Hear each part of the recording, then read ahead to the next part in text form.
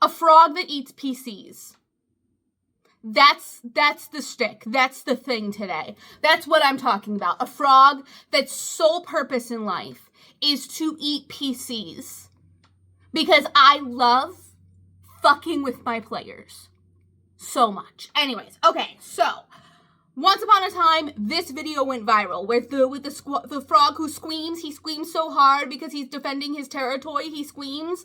Yeah, that frog, it went viral. And so I have a lot of knowledge about frogs and toads because I used to work with reptiles for a living, and I also have kept reptiles in the past. So I have a good amount of experience with frogs and toads. And I particularly want tomato frogs. If you don't know what a tomato frog is, this is what a tomato frog is. He's so stupid. Frogs are really stupid. I cannot explain to you how stupid frogs are. There is a reason why the frog that I made has an intelligence of 2. Because most frogs have an intelligence of 2, to be honest with you. So, we found this frog while we were streaming on Twitch, and we were like, oh my god, we have to make this into a monster. And so we decided to make a monster out of this frog.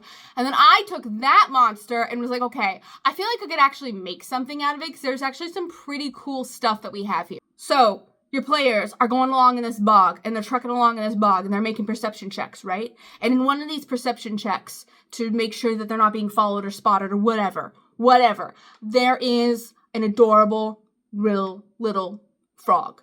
Just a little frog that's like this big. He's so cute. He's sitting in the mud.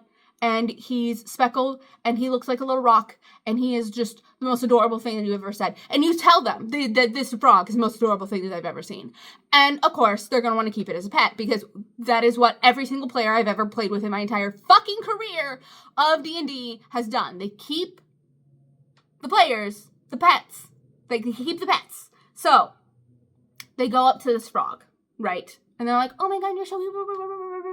The frog doesn't move. Because the frog is kind of a decoy, but not really a decoy. The frog then proceeds to become its actual size. It puffs up to 3 times the size. So the size was small, now it is the size of large. It puffs up to 3 times the size, which I would roughly assume is like 8 feet. 8 feet by 8 feet.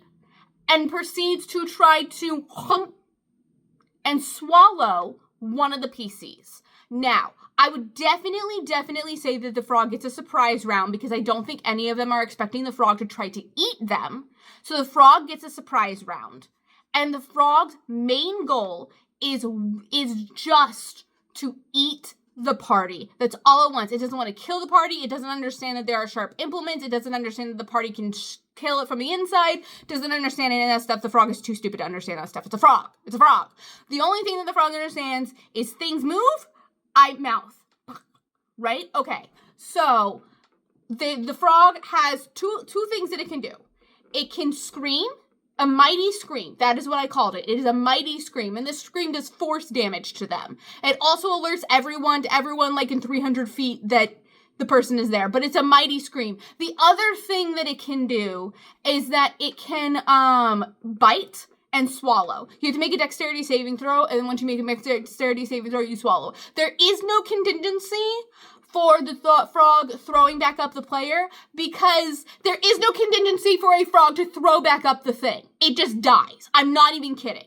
Frogs are stupid, okay? So, the idea is that your players have to go through a surprise round and then have to kill this giant frog that does have a decent amount of hit points, but kill this giant frog while it tries to eat the party. I understand this might not be the most deadly encounter, and I understand this might not be the most savage encounter, but god damn it, would it be funny. It would be so funny, it would be so fun, and I'm telling you, you would have a story for years to come from all of your friends with all of these people. It would be absolutely amazing. I'm telling you, try to eat your PCs. Eat the PCs. It is such a good idea. So that's what I have for you today. This is the stat block. This is the stat block here. You can take a screenshot of this stat block. I tried to make it as Wizard of the Coast sounding as I possibly could. I took a lot of the numbers from other monsters, and I took a lot of the wording from other monsters as well. So I think it's pretty accurate to a CR9. And of course, if you have any questions or any critiques or anything, I would totally listen to them in the comments down below.